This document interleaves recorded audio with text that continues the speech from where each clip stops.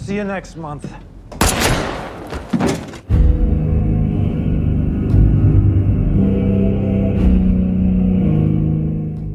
Hai kawan-kawan, kembali lagi bersama gua di Pihan Movie. Pada kali ini, gua akan membahas film action yang berjudul Absolution tahun 2024. Daripada berlama-lama di awal, yuk kita masuk aja ke pembahasannya. Dukung juga channel ini agar kalian gak ketinggalan video seru selanjutnya. Jadi mari kita mulai filmnya. Scene diawali Abah bernama Tak. Dia adalah seorang gangster kawakan yang bekerja dengan ayahnya Kyle.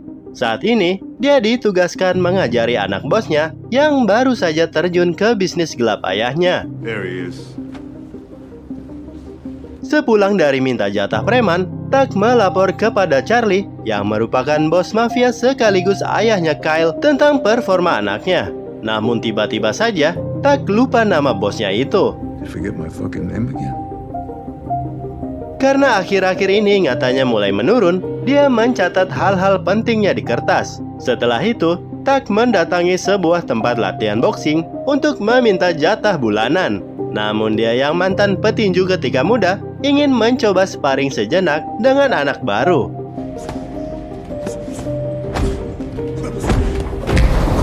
Memang benar, umur tak pernah bohong. Tak yang sudah berumur pun kalah dan hendak akan pergi. Namun dia kembali lupa tujuan datang ke sini, yaitu meminta jatah preman. Sepulang dari sana, dia mampir ke kafe untuk menghilangkan penat. Namun dia dibuat pusing pertengkaran sepasang kekasih, dan ketika akan melerai, si lelaki tersebut tak terima ditegur.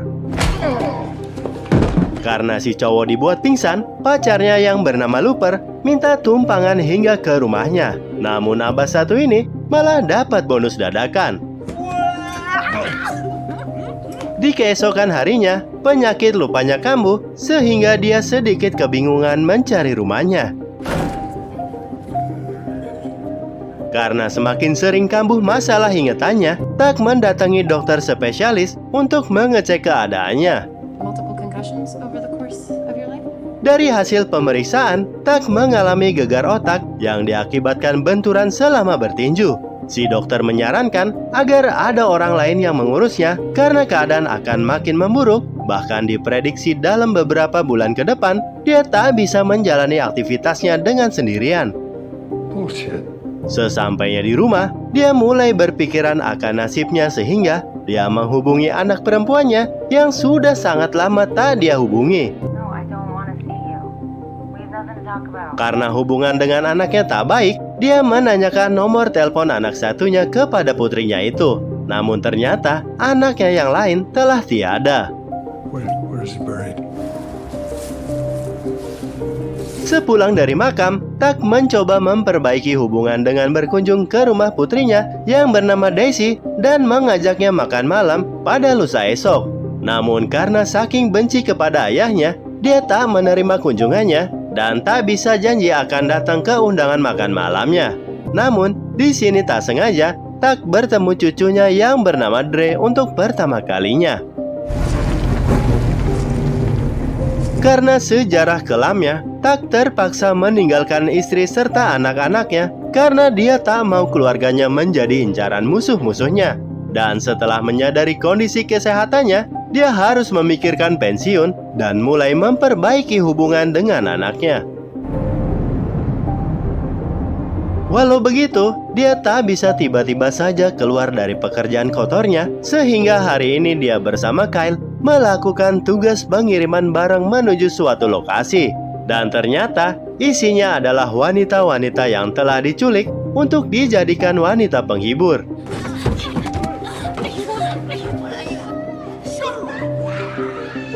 Di keesokan harinya, Tak mencoba bertemu anaknya kembali dengan mendatangi pertandingan olahraga cucunya. Hey, nothing on his ass!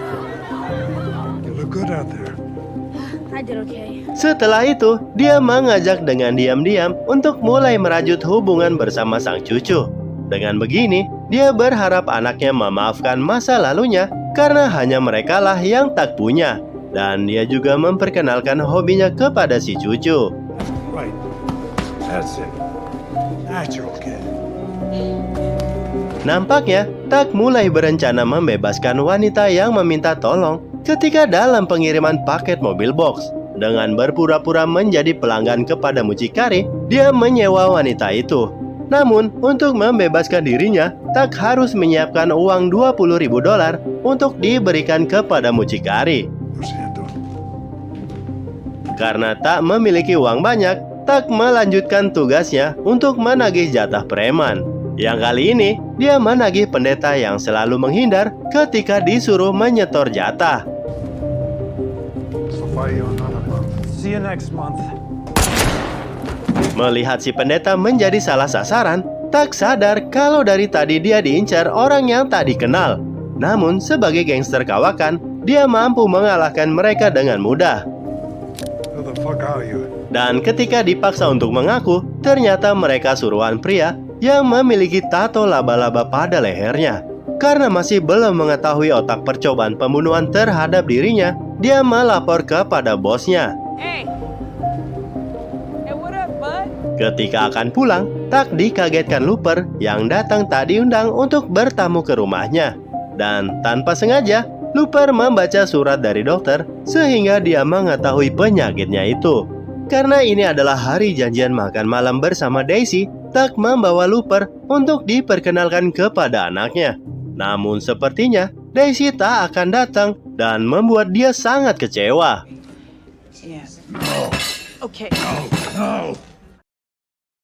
Hingga di keesokan paginya, Tak yang baru siuman melihat Daisy sudah berada di rumahnya.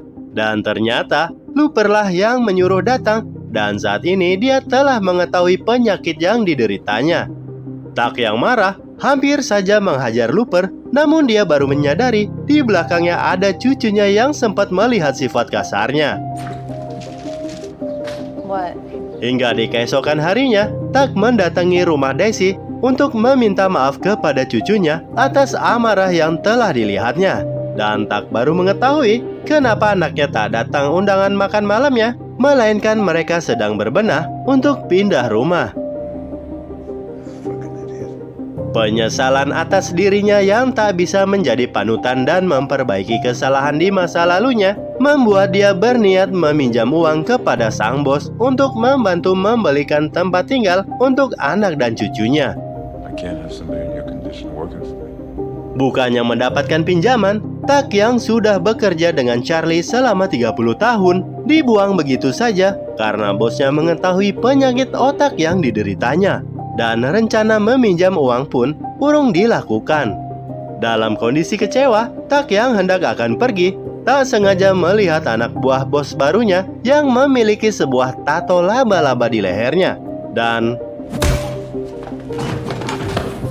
ternyata semua sudah disetting mereka untuk menghabisi dirinya yang sudah tak terpakai lagi. Main-main dengannya, Tak melumpuhkan Kyle dan mengancam Charlie untuk mengeluarkan uangnya yang ada di brankas. I came in here to ask you for a favor, and you get rid of me like I'm dog shit in the bottom of your fucking shoe. Setelah urusannya selesai, dia segera menyelesaikan niatnya untuk membelikan rumah anaknya dan sisa uang untuk masa depan cucunya dengan menyuruh orang kepercayaannya. Tak hanya itu, dia menemui Looper yang sedang mabuk berat dan diam-diam memberikan sejumlah uang serta meminta maaf atas perlakuan kasarnya kemarin. Tak cukup di situ, dia ingin menebus kesalahannya dengan menemui mucikari untuk membebaskan wanita berambut ikal. Namun sayangnya, dia telat datang. Ternyata si wanita itu telah tewas. I really don't want to hurt anyone else, not even you. Kemudian, Tak mengancam sang mucikari agar membebaskan semua wanita di sini dan memberikan uang tersebut kepada mereka. Namun terjadi sedikit perlawanan, tapi untungnya salah satu wanita membantu Tak menembak mucikari. Karena tertembak banyak peluru, Tak menemui cucunya untuk terakhir kali. Karena dirasa hidupnya tak akan lama lagi. That's right. Dan setelah selesai menebus kesalahannya, dia kembali namun bukan ke rumahnya, melainkan ke seberang rumahnya. Dan inilah kisah akhir dari kehidupan Tak. Lalu film pun berakhir. Pesan yang didapat dalam film ini adalah seburuk-buruknya manusia pasti ingin berakhir dengan baik di sisa hidupnya. Yowes lah, sampai di sini dulu gua pamit. Sampai jumpa di video selanjutnya. See you later and bye.